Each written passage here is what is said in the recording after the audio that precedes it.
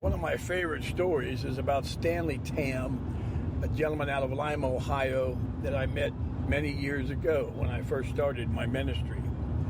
Stanley Tam wrote the book, God Owns My Business. Stanley Tam was one of the first men in the world that was deemed the richest man in the world. And if you just stop there, it's no big deal. But if you listen to the rest of the story, it becomes rather intriguing. I highly recommend you get the book, God Owns My Business.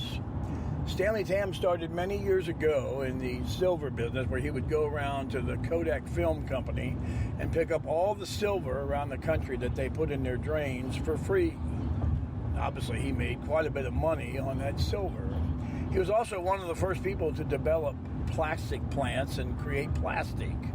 And he became the wealthiest man in the world.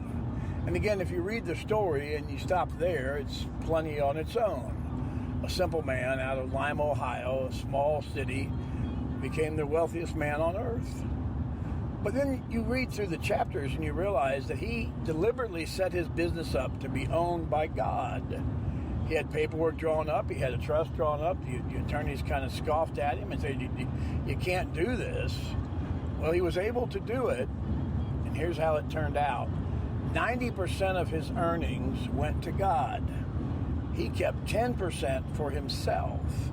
And on that 10%, he became the wealthiest man in the world. Think about that for a minute.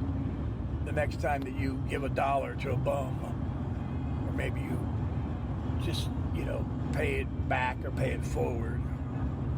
And ask yourself, am I doing enough? Am I giving enough? Am I truly representing God in the kingdom of Christ? This is a business 2-minute boost. It's not a religious thing.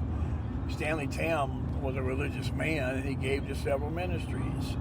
But I found it ironic that he was able to do something that most people wouldn't even try. Yes?